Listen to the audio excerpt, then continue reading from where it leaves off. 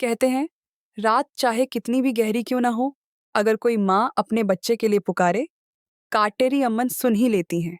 दक्षिण भारत की लोक परंपराओं में काटेरी अम्मन को दिव्य माँ का अवतार माना जाता है। माता पार्वती काली की वह शक्ति जो प्राचीन काल में रोग, मृत्यु और दर्द को निगलकर गांवों की रक्षा के लिए स्वयं प्रकट हुई। उनका रूप गहरा काला नीला, हाथों में छोटी तलवार, पर मन पूरी तरह ममता से भरा। गांव वाले उन्हें डर से नहीं, आसरे से बुलाते हैं। उस रात बादल फट रहे थे, बिजली तीसरी बार गई, कच्ची सड़क कीचड़ में डूब चुकी थी और उसी समय 8 महीने की गर्भवती सरला अचानक बेहोश होकर गिर पड़ी। बच्चे की धड़कन बेहद धीमी। बुजुर्ग दादी कांपती आवाज में बोली, इस तूफान में गांव के देवता भी रास्ता छोड़ देते हैं। आज अम्मा ही संभाल सकती हैं। पर वहां राधा थी, शहर से आई, पढ़ी लिखी नर्स। उसने कहा, जब सरला अकेली नहीं, मैं हूं, तो उसकी पुकार अम्मा तक जरूर जाएगी। बारिश का शोर कान फाड़ रहा था, पर राधा सरला को थामे उस जीर्ण शीर्ण झोपड़ी तक पहुंची, जिसकी दीवारों पर समय की दरारें थीं और बीचों बीच अम्मन की काली मूर्ति अकेली दीप लौ से अंधेरे को चीरती खड़ी थी, जैसे किसी अनकहे वचन की रखवाली कर रही हो। उस रात हवा इतनी तेज थी कि मिट्टी की दीवारें कांप रही थीं। दिया 3 बार बुझा, 4 बार लौ लौटी। सरला की सांस टूट रही थी, बच्चे की धड़कन गायब होती जा रही थी। राधा के हाथ कांपे।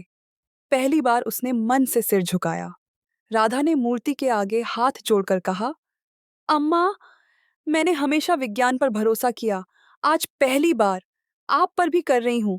बस इस बच्चे को बचा लीजिए। जैसे ही यह कहा, दिया अचानक नीले प्रकाश से भर उठा।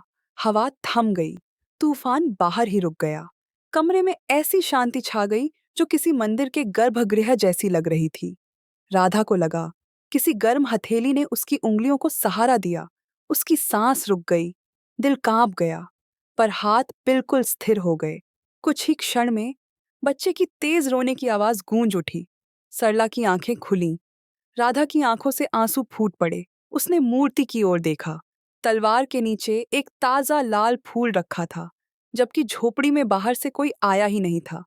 राधा झोपड़ी से बाहर निकली और मिट्टी में घोड़े के खुर के 2 निशान बिल्कुल ताजा चमक रहे थे।